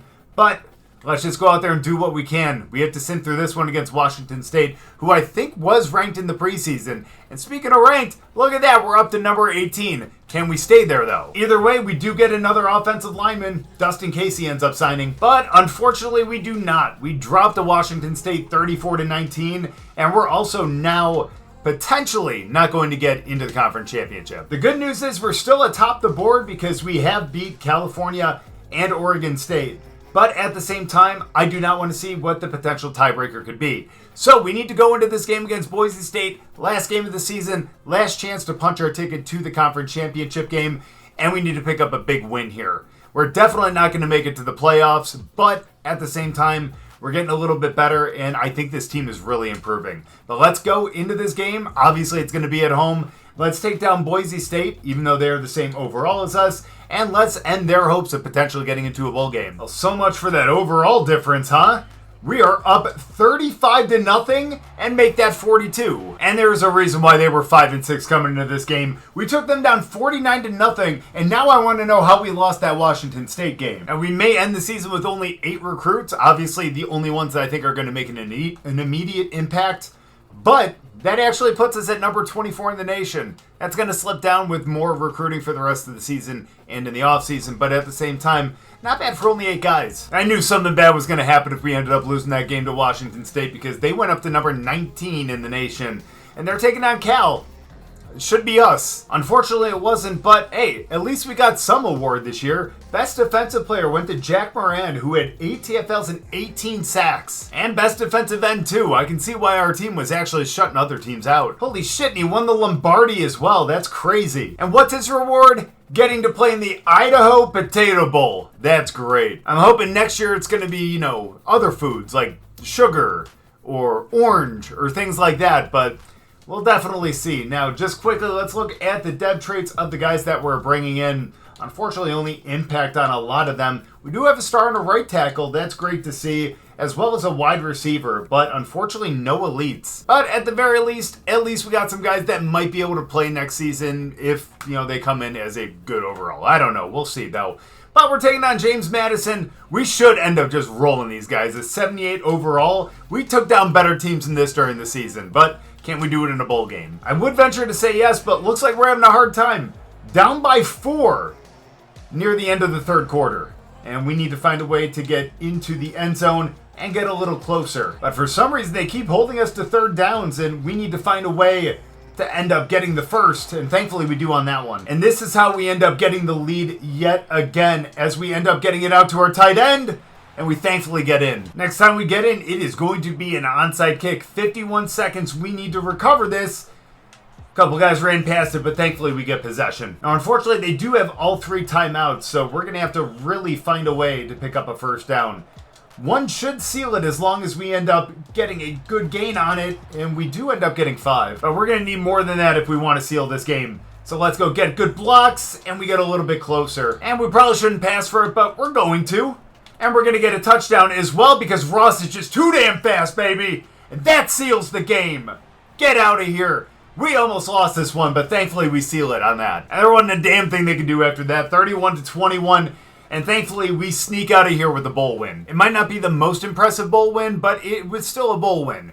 And looking at the college football playoffs this season, no one from our conference got in, unfortunately. And you can tell, Pittsburgh and Notre Dame are going to be the ones facing off in the national championship game. And it looks like Pittsburgh takes down Notre Dame, but that's got to be us this next season because we need to bring at least one championship to the Pac-12. I think we've only had 2 teams even make it to the playoffs, and I think that's Cal and Washington State one year. And it's rough that we're going to be losing a lot of these guys this season, especially our 99-speed wide receiver. But at the same time, I still think that we have a really good team going forward, and the fact that we do have 3 guys going in the pro draft means that we are moving in the right direction. And it looks like we ended up with 2 second-rounders and a third-rounder. Now, question is there anyone in the portal that I think could actually make an impact right away? There are no 5 stars, but let's see which 4 stars we might be able to go after. There's a D tackle that we might not need, as well as a right tackle that actually we might be able to use on the line. We also have a right end, so we do have 4 guys that we could potentially go after. And even though it might be a little ambitious to go after these 4 stars, it's kind of hard to pass these guys up. I mean, Lucas Conte is 94 tackle, 92 awareness, and 95 pursuit. Potentially, the way that he comes in, he might actually be our starter. Unfortunately, it doesn't look like we're going to be able to find out because he ended up committing to Oregon, but at least we ended up getting the right tackle, so we're going to bolster our line a little bit. And even though we don't land the right end, we still get the left outside linebacker, and honestly, he actually looks like he'd be pretty good too, especially with that 86 agility, 94 acceleration, and 86 speed, even though he is only an impact. But at least Granger, who's the right tackle, is going to be a star. Now, while looking at position changes, it looks like we're actually going to have 2 freshmen who are going to be on the field for us in the wide receiver crew, though we are headed by 3 seniors. But hopefully we'll actually be able to use like the 95 speed on Townsville. All right, now also call me crazy here, but a last-ditch effort this season. So we have Shank, who is our starting left end. He's an 85 overall. But if we look at D tackles, our best one is a 77. Not great, right? But we do have a backup right end who is an 83 overall. So here's what we're going to do. We're going to end up moving him to left end. He is going to end up being our starter. And then Shank ends up becoming an 83 overall defensive tackle. So that means that our entire defensive line, without even looking at training results, is going to be in the 80s. Not just that, but Owen Long turns into an 86 as a left outside linebacker, and honestly, that's going to be good enough to end up starting. And for pretty much the first time this rebuild, I can say our secondary looks pretty good. 3 corners in the 80s at 85, 2 of them at 81. Not just that, but Ezzy is at 85, and Ojiafor is an 87. This is before training results. If we can get up to 90s for a lot of these guys, we might actually have a shot at this. But the question is, can we actually get to that point? And we are exactly at a 90 overall. Now, the crazy thing here is Haddad and Foster are both at 87 now. Haddad actually had a really good season last year. I know I didn't end up looking at the stats, and that's totally my bad. I was just that excited to get into this season. But he actually had a really great season last year. Almost 3,500 yards with 45 touchdowns to only 9 interceptions. If he can have a repeat of that and we can end up winning more games, there's no reason why we can't win the national championship. Now, obviously, if we win more games, that means that we're going to be winning and we end up getting the national championship. But you know what I mean. If it's a close game like we had in a couple games last season, maybe if we can just tip the scale in our favor, that's going to put us in a much better position. Now, thankfully, our halfbacks are in the 90s, both of them. Our wide receiver crew didn't really improve too much, and we don't have one that is extremely speedy, but at the same time, a little bit of improvement. We have our tight end, which went up as well, and it looks like our offensive line is going to look good. Pretty much everyone in the high 80s except for our right tackle. Our defensive line, high 80s, low 90s for our right end, and it's nice that Shank goes to an 85. Our left outside linebackers an 86, 87 in the middle with 90 with Pazlewski. That is great to see. Our corners, high 80s, Ezzy is an 85, and then Ejiofor ends up going up to a 90. This might be the team to do it. Now, thankfully this season we're not going to be doing any recruiting, but I'm kind of curious to see what our level of success has garnered us on the prospect list, as it looks like we would actually be able to go after the number 3 left end. We have a chance to go after the number 1 receiver, so even though we're not going to be going after them, still kind of want to see what they look like. And just for fun throughout the season, I'm just going to go after these 3 guys and see if I can get any of them to sign. I'll let you know at the end of the season if we do. But since we're really not going after anyone this season, because, again, it's not going to matter. It's the last season that we're playing. We're just going to pick 3 games to play throughout the season. And we'll probably try to pick some of the important games that are going to be conference ones, so they're going to be later in the season, but we'll see who ends up being ranked as we get further along in the season. But that does mean that we're going to be simming for now, and that's probably going to be every single non-conference game. But we start with Arizona on the road. Thankfully, that ended up being pretty easy. 35-21, we take them down. Now let's see if we can continue the streak. And thankfully, we handled business against Sam Houston, FCS East, and Charlotte. So we are 4-0 this season, and now we're getting into our conference schedule, as it looks like San Diego State is 5-0. Oregon State is 4-1, and same with Boise State, with Washington State only having 1 loss as well. So I think we're going to end up simming through California as well as Fresno State and see how San Diego State is doing at that point. But that does mean that we're going to be simming through Cal. A game that I said last season was going to be extremely important, but we ended up just beating up on them. Let's see if we can do it again. Well, that's not the way to start conference play. We only got a field goal. What did our offense do in this one? That is a really horrible, horrible game. Haddad only had 93 yards. Thankfully, no interceptions, but we got like nothing on the ground. What ended up happening?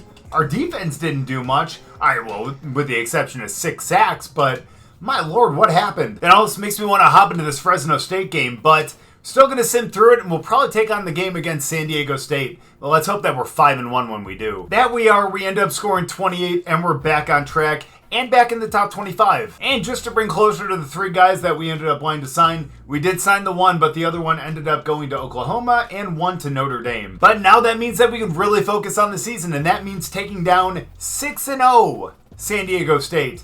Another conference game, and I don't think that we can afford to lose one more this season if we want to make it to the conference championship. But let's go into San Diego, my alma mater for my graduate school, and let's take them out. But it doesn't look like it's going to be as easy as that, because it is scoreless with 1.5 minutes to go in the half, and we're threatening to actually go up first.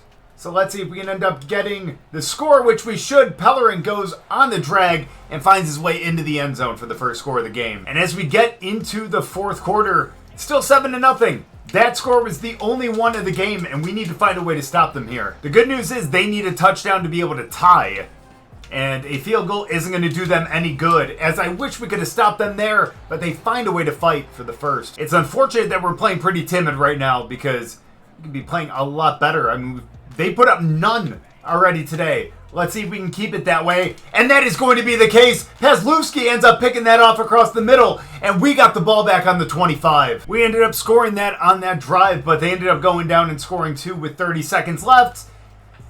Thankfully, we grabbed the ball, and that is going to be a big dub against San Diego State. All it took was one more first down, and it's going to be a 14-7 game when all's said and done. We should stay in the top 25, and not just that, but still only 1 loss in the conference, while we just handed San Diego State their first loss in conference and of the season. And in fact, we got pushed up to number 11.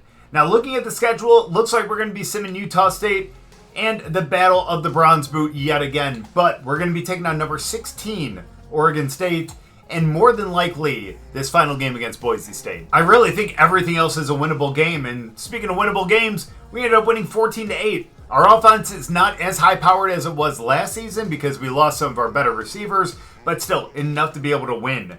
Now, unfortunately, because of that win, we dropped down to number 13.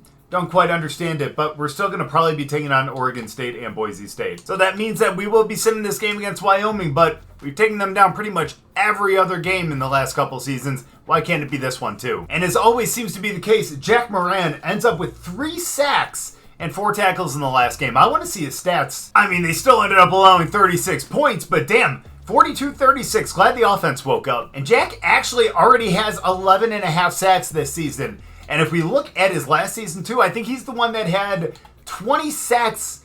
Although I think it said 18 when we ended up seeing the awards, but still, 20 sacks on the season is absolutely incredible. Even his first year, he was impactful with 5 sacks. Now, if he can reach 20 again, man, that is going to be an incredible season for him. But now we got 2 conference teams in the top 25, which is incredible to see for this new Pac-12.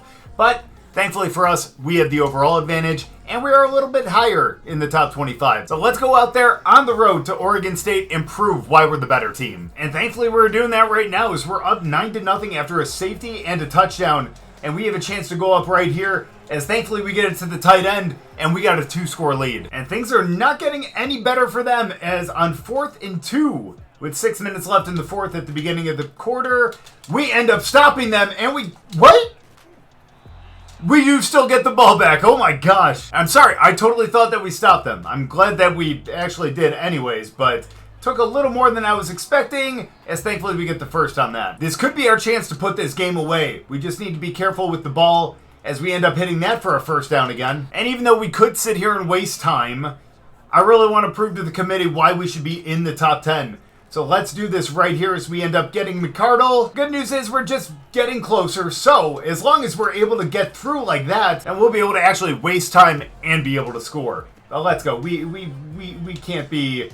Oh no. Thankfully we end up scrambling out. Way to go, Foster. Wait, Foster? It looks like Haddad has a partial MCL tear and is going to be out. I don't know for how long, and it looks like Gutierrez is going to be out for 1 more week with a fractured elbow. Makes sense of why we have our other running back in there. But it doesn't matter in this game because we're already up 40-7 and we're just going to put this game out of reach as we waste all their timeouts that they're not even going to call. We knew it was over, they knew it was over, and let's just put the little finishing touch on there to make it a 43-7 win.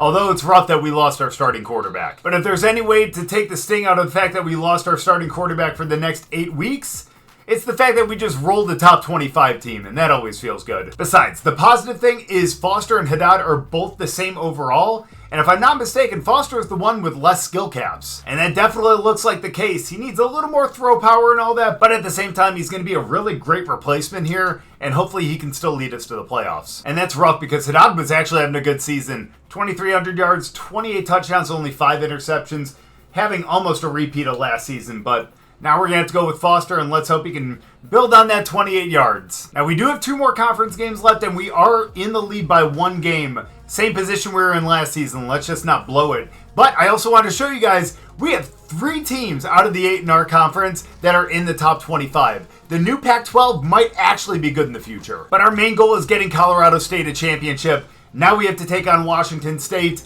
They're coming to our house, so let's see if we can take them out this time. And we do handle them 34-27.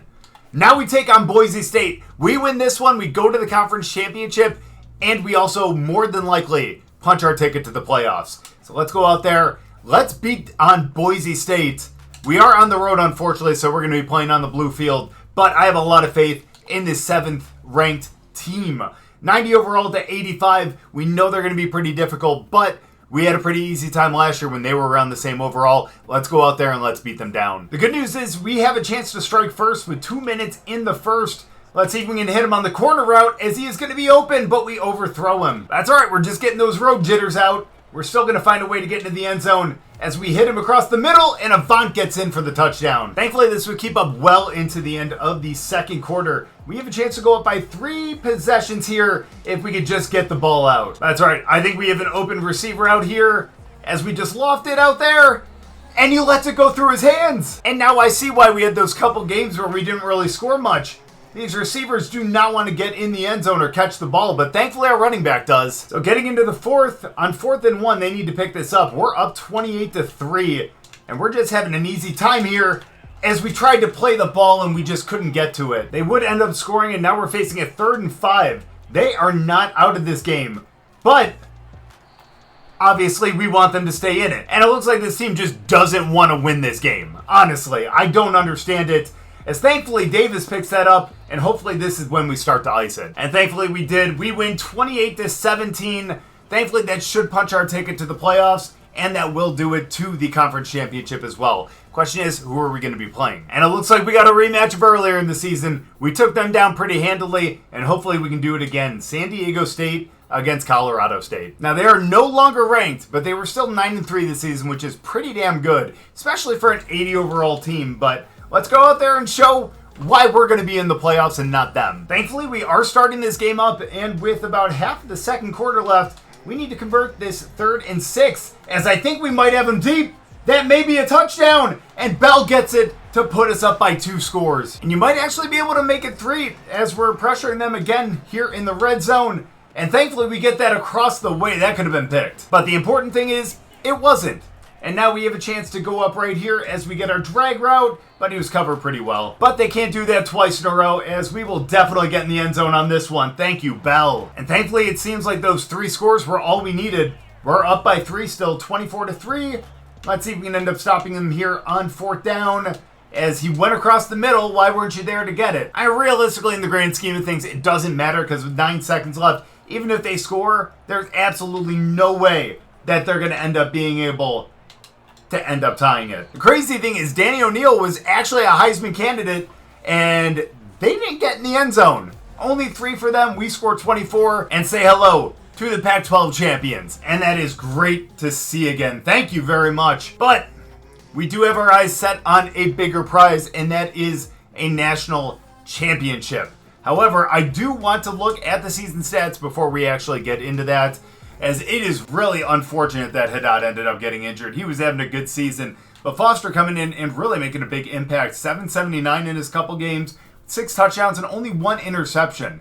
Now, Brahms unfortunately only has 571. Gutierrez probably would have had more if he didn't get injured for a lot of the season, but still, good to see that we're getting some on the ground. Bell is almost at 1,000 yards, but 14 touchdowns on the season. We see the clear wide receiver 1. Avant and Pellerin are both having a great season too, and same with our tight end. All of them having 40 receptions or more. Now, this defense, like I said before, is really the centerpiece of this team, in my opinion. We got Nick Chestnut, who's got 5 TFLs, Shank with 3, a couple other guys with 2 and 1. But look at that. Moran, unfortunately, didn't get up to 20 like he had in the last season, but still, 12.5 sacks is really, really incredible. We did only have 7 picks, but they were all really important picks, and again, led to our 12 wins this season because of the conference championship. Our offensive coordinator ends up winning the Broyles Award. That is great to see. He might be gone this season now. And just quickly, because it is early National Signing Day, we missed out on the left end who was a star, the wide receiver who's a star, but we ended up getting the wide receiver. That's the elite development. Again, it's not really going to matter. We're not playing next season, but it's actually cool that the one that signed is the elite. But looking at the bracket, looks like we are getting a first round bye, which is great, and we're taking on the winner of UAB and LSU. So, LSU. Looks like in the rest of our bracket, we got Northwestern, Oklahoma State, and the winner of that going on against Virginia. Up in the upper bracket, that's the tough one right there. You got Georgia, Notre Dame, Miami, Clemson, Florida, and even Washington. So it is unfortunate that we did only have 1 team from our conference, but at the same time, we're going to represent them well. And I'm not saying I'm a psychic or anything, but in the Rose Bowl, we're taking on LSU, which means we're 3 games away from a natty. It also looks like Georgia beat Notre Dame, Miami over Clemson, and Northwestern took down Oklahoma State. So if we can take down number 3 LSU, we're going to be taking on Virginia or Northwestern. But we can't look too far ahead because, again, LSU is number 3 in the country. They're 13-1, they're having a good season, and they're pretty much on par with us in terms of overall. But hey, we've been taking down really good teams all season. Why can't we do it in the playoffs too? But the crazy thing is, they were actually undefeated in the SEC this season. So it is possible this is going to be the best team that we play in the playoffs. But thankfully for us, we are up by 1 score, and we have a chance to go up by 2 before the end of the half, as we do end up picking up the drag for a first. And if we can run a little more clock as well, that would be extremely useful. Wow, man, he is so much slower than our other receiver. But hey, we're still able to get 8 yards on that, which is really great as we run it up the middle. And Gutierrez just pounds his way into the end zone. And this defense has been something else today because, man, we're facing, I know, a 3rd and 3 right now. But as we pick this one up, we're going to continue to run some clock. Plus, we have a really good chance of scoring again, too. The question is, how are we going to end up getting it? Damn it, that was stupid. I saw who I wanted to hit. It was just a little too late to be able to throw it. And now we're going to have to find a way to pick up the first, as we do on 4th down. It may not have been smart to actually do that when we're only up by 2 possessions against a team like LSU, but it ended up working out, and honestly, that's all I really care about as we end up picking up 2. But as we're 1 quarter away from being able to advance in the playoffs, we need to make sure that we push this to a 3-possession game, so let's see if we can get some good yards on this one, as we don't. But at least we are in field goal range if we don't end up picking this one up.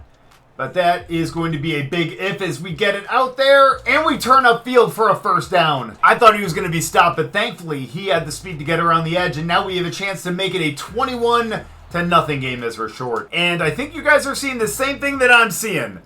There's no one out on Pellerin, so let's just hike it and just loft it up over there. As no, that gets swatted down. Again, maybe another one where it wasn't the smartest idea, but oh no, we just screw up right there. I don't know why I thought I had that open, but obviously I am not paying attention. But on 4th and 1, we got to get them off the field as they are going to scramble out. And they're going to get a really good gain on that one. They would end up scoring, and now that is 2 back-to-back plays where we just absolutely f***ed up. You got to love it. Let's even get a good hold right here as we do, but we ran into the guy who just stuck his arm out. And we still ended up getting 4 yards on it, but still, that could have been a lot better. As thankfully, that is a huge hole, and Gutierrez gets out there for a first. So you know they got to be run committed here, but if we can run off some more time, that would be great as, man, we get lifted off the ground. But we're spreading everyone out, and we're just going to run right up the middle. Look at that huge hole there, as we unfortunately don't hit it, and that's only 1 yard again. And even though we probably should be running for it to be able to run some more clock, we're going to the air. We need to pick this up, as we are not even going to get that out. Honestly, at that point, we probably should have taken the sack to keep the clock going, but unfortunately, we did not do that. And now we got to do the thing that I'm worst at, and that's playing defense. So let's see if we can salvage my horrible blunder on offense and find a way to stop them as they get out of bounds. We do need to remember that their quarterback can run the ball, but if we can get through and actually get a sack, that's huge. Now, question is, can we do the same thing on 3rd down? As no, we don't. They actually make a really good play on that. But it's okay. You know what? We just need 1 big play on defense to turn this whole thing around. And they're wasting some clock here. I don't know what is going on. Now, question is, are they even going to snap it at this point? They got 5 seconds left. This must just be some kind of glitch in the game, and they're just going to end up taking the delay a game. That was strange. But honestly, that kind of glitch might actually save us here. I'm not going to lie. You guys know how I am on defense, so let's get in. Let's find a way to pick up a stop, and let's go! That's what I'm talking about! We get the pick, and that is going to seal the game. I told you, 1 big defensive play from us and advancing in the playoffs, and there it was right there. 14-7, not an impressive victory, but enough to send us to the semis. And maybe not the best game on offense. 200 yards, a touchdown, and an interception. And also only 60 yards on the ground, but at least Gutierrez found the end zone. Just wish he averaged more than 3.3. No one had over 100 yards, but Bell was definitely the lead receiver by a lot, especially with that touchdown. But honestly, that's got to be the defense that kept us in that. 6 TFLs. We ended up having 3 sacks, and of course that game-sealing interception. And now it looks like Virginia took down Northwestern, not surprising. And now we're going to be taking on them in the semis. Up in the upper bracket, we got Georgia and Miami, so if we win this one, we're going to have a tough matchup in the championship no matter what. But let's go out there, let's try to take down Virginia. Now Virginia is number 4 in the nation, but they're an 82 overall. LSU is much better than that. But as we've seen in the past, we actually have a better time against better teams. So let's just hope that this doesn't become a trap game in the semifinals. I know that sounds weird, but let's go out there, let's take it to them, and let's go to the Natty. Thankfully, we are starting out this game ahead in the second quarter, but now our defense needs to get another big stop if we want to have a chance. I mean, they are in field goal range, so they may be able to get the 3 right here, but we would still be in the lead. But we need to keep them from the first down marker, and unfortunately, our secondary just leaves them open right there. And now they're just 5 yards away from the end zone. But oh no, they went short and they ended up picking up a couple. But now it's time, especially on 2nd and goal, to sell out for the run. And unfortunately, that didn't matter. They scored. Now, we would end up responding, but unfortunately, so do they. And we find ourselves down. Not the position that we want to be in right now, but it's okay because I think we're going to be able to get it free as we end up catching that down to the 5. He was pretty well defended, don't get me wrong, but the size mismatch, I thought we had that all day, especially if we went for the aggressive catch, and we can't pick up yards on the ground. And it's been a big problem this entire rebuild. I don't know why I've not addressed that problem yet, but thankfully, we do get our tight end out there and we respond again. Not just that, but after a 3 and out, we got it back. But 3rd and 5, we need to find a way to pick this up, and I think we're going to do that on our feet. And I did not even realize Haddad is back. I mean, I know it was only 8 weeks, which 8 weeks is a long time, but totally forgot that he was going to come back for the semis if we got here. But either way, let's pick up the first down on 2nd and 2. I don't know why I ran into him, but at least it's a first. The good news, too, is at least we're wasting some clock as well. And that's going to give them less time to be able to respond when they get the ball back. But hopefully we can hold on to it for a little bit longer. Now, as long as we get points out of this, we're going to be happy. Let's see if we can get into the end zone, though, because that would be ideal. Especially with the way that I play defense. Yeah, we're going to need a bigger cushion than just 7. And there we go. We get in the end zone. It's a 2-possession game now. And thankfully, there it is. 28-17. We didn't get back onto the field at all. And thankfully, we end up advancing to the national championship game. Question is, who are we going to be taking on? But quickly, from a statistical standpoint, Haddad didn't have a better game than what Foster had in the last one. Only 173 yards, but had 3 touchdowns, but 2 interceptions as well. Didn't get a ton on the ground, unfortunately. Bell ended up having 2 touchdowns and over 100 yards. And thankfully for us, the defense really showed up again with 5 TFLs, 3 sacks, and 2 interceptions this time. I honestly think that game was much easier than the LSU game. So kind of back to what I said during that LSU game, they may actually be the toughest team that we play in the playoffs. However, unfortunately, we're taking on number 9 Miami in the championship game. Let's hope that we can continue to be stellar. But going up against a team that's an 87 overall across the board might be difficult. Like I said, Virginia was pretty easy, but LSU was pretty difficult. This is going to be somewhere in the middle, but let's just hope that we have a good day and they do not. But unfortunately, it seems to be quite the opposite, as they have the ball and we are down 7-0. That's rough. We cannot allow them to take a 2-possession lead as they just go deep here. And thankfully, he ends up dropping it. Holy sh! Thankfully, we would end up scoring, but with 2 minutes left, they are in the red zone, and we need to get through and be able to get a stop, which unfortunately we don't. We go down again. So that means it's up to us to be able to tie the game before the end of half. Question is, can we do it, as they end up blitzing for the most part, and we do end up getting the first. But we need more than that if we want to actually win a national championship, because this team is going to be pretty damn good from what I can see. But just because they're good doesn't mean that we can't be better, because we definitely can, even though we don't get that ball out in time. Just a split second longer and we might have had it. But unfortunately, that's not the case, as they end up blitzing again. But we can't come up short here. We need to find a way to be able to pick up the first down. And thankfully we do across the middle to Bell. We threw that at the right time, or else that unfortunately would have gone downfield instead. But thankfully we caught him right out of his break. And unfortunately, speaking of breaks, they break through for a sack. That's all right. We can still pick up some good yardage, and we have all 3 timeouts if we feel like we need them. And that is going to be a flag. Please tell me that's for us. Pass interference on the defense, and honestly, I think we just baited them into that. So let's take what we just got there, and let's just be very happy that that was not a turnover. Come on, though. Let's find a way to do it. As thankfully we find a lane. That is going to be a first down and a little bit more. We're doing everything we can to keep ourselves in this. And thankfully, we have not gotten punished yet, as we find Bell, and that is a tie game before half. Fortunately, in the 4 minutes in the half, there have been a couple of scores, and we are now down 5. But we do have the ball in the red zone. and we have a chance to be able to at least pick up a score. Even if it's just a field goal, points are precious in games like this. So let's find a way, let's go, to be able to get some. And this game just seems to be going back and forth, and there we go, we take the lead again. Now thankfully with a 3rd and 4 here, we are still up by 3. But we need to get this first down if we want to have a chance at putting this game out of reach. That was a very unfortunate throw, and you can tell he's been injured for a while and he's got that little rust on him. But unfortunately, we're allowing them to get 9 yards on that, which is terrible because they were pinned back. Now they got some breathing room, and we need to find a way to be able to stop them here. Wow, he jukes in? I mean, I guess they got time, so going out of bounds wasn't really going to help, I guess, too much.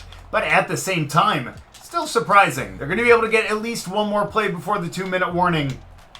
And come on, we cannot lose this game. I mean, it may be the only shot that a Pac-12 team has in the next decade. So come on, we need to find a way to do it, as thankfully that pushes it to the 2-minute warning. However, we also need to be aware that if they get into the end zone, we're going to need as much time and many timeouts as possible. And don't tell me that it's going to be my defense that prevents us from getting a natty. And unfortunately, he gets a really good reception out of that. But I'm damn proud of this team for getting this far and also for being in the lead at this point in the game as we get out there. But unfortunately, or fortunately if you want to see it, we hold in the 1 yard. Again, just depends on how you want to see it. Holding them from getting a first down is great, but positive yardage, you know, either way, oh man, they just find a pocket in the zone. And it's not like they're not going to be going for it on 4th down. So 3rd and 2. Let's go. Let's get in. Let's disrupt. Oh my gosh, I can't believe the corner just ended up stopping. And now we have a minute 13 to go get a touchdown. A field goal ain't going to do anything. But I'm going to hope that we get deep here. And we don't. I need to remember, we have 3 timeouts, or make that 2. And we have a minute, so we don't need to necessarily rush, but we do need to kind of hurry up just a little bit. As thankfully, we get that to Bell, who can't hold on to it. And not only can I not believe that our entire season is coming down to these last 2 downs, I also cannot believe that they're pressing all our receivers again. I don't understand it. But unfortunately, Gutierrez isn't able to get out, but we make the reception anyways. The fact that he was able to get that ball out is extremely surprising. And now we just need to continue to be smart, as I should have hit him a lot sooner. At the very least, though, the clock stops, and we don't necessarily need to rush. Granted, it will be really helpful if we can get some good yards here. I legitimately had him going towards the sidelines, but he didn't do it. And are we going to chance Avant? We try, and he just drops it. And I wish I would have been paying attention more. I didn't realize that was 3rd and 1. And now that may have cost us here. Come on, we just need a first down. And there we go, we got Avant. But again, we need to hurry, and we're going to have to start to call our timeouts here in just a little bit. As thankfully, we'll take the drag? No? And I can't believe I'm saying this, but maybe keeping Foster in would have been the right way to go. So come on, send him in motion. Oh, they're sending a lot of guys, but thankfully we have our tight end, who thankfully gets around and goes out of bounds at the 7. And thankfully, that gives us a shot here. Come on, no mistakes. No, scramble. No, throw it. Damn it, we need to waste a timeout. I thought maybe, just maybe, he could have scrambled out and got around him, but no. He unfortunately did not. And let's go. We got our tight end again. And we got ourselves down at the 1. No, timeout, timeout. And here we go, guys. Last play. We get this. We win the natty. We don't. Unfortunately, that goes to Miami. Who can we trust here? Boom! Bell at the last second. And we end up winning the natty 35-33. I did not have hope when we ended up going down by quite a bit earlier on. But Landon Bell, our best receiver this season, ends up being found by Haddad. And that is going to be the game. I was ready to just relinquish this, but thank God Colorado State and the Pac-12 end up getting their first national championship in this new era. And the fact that we actually found a way to score in the end there just blows my mind, because I played that extremely horribly. But there we go. We get a national championship for the brand new Pac-12.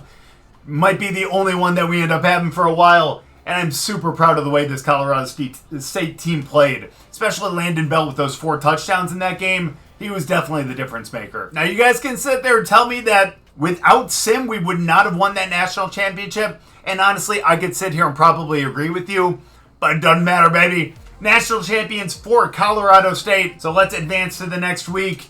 Let's get into the offseason and let's take a look at what we actually did this season. Because honestly, when all was said and done, this team did extremely well. Again, would it have been more beneficial to keep Foster in than Haddad? Potentially, but still, both of them really thrived when they were in the starting role. If Haddad would have actually not gotten injured, I think he would have had a much better season, especially statistically. But even so, just under 3,000 yards with 35 touchdowns and 7 interceptions while being injured a good amount of games, pretty impressive. And again, the fact that Foster came in and really thrived with just under 1,000 yards, 7 touchdowns, and 2 interceptions in just a handful of games is extremely impressive. I know we didn't get a ton on the ground, but at the same time, when they had the ball, they were somewhat efficient, and they were able to find holes to be able to get into the end zone. And of course, Landon Bell, the big receiver on this team with 1,281 yards, 21 touchdowns, when no one else ended up breaking 6. He was the clear number 1, and obviously, we definitely needed him, because without him, we would not have had the amount of passing touchdowns that we had. Now, this defense was great. I mean, Nick Chestnut, 7 TFLs with 13 sacks. Definitely the best player on this defense. Although Moran definitely comes in second with the 13 sacks himself and 2 TFLs.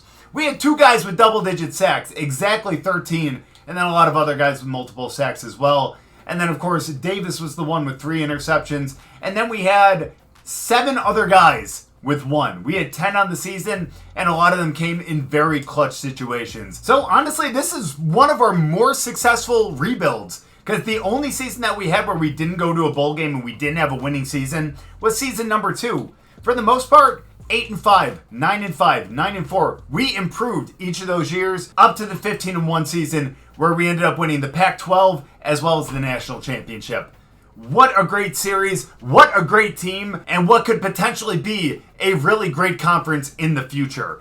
Now, is it going to take a while for the new Pac-12 to build up the same way that it did here? Absolutely, but at the same time, you can definitely tell that they have a good chance of some really good success. But thank you guys so much for watching. I really appreciate it. If you guys have any other ideas for rebuilds or want to see another conference remade, you guys let me know down in the comments. But if you guys enjoyed the video, make sure to go down and drop a like. If you're new, subscribe, and we'll see you guys in the next rebuild.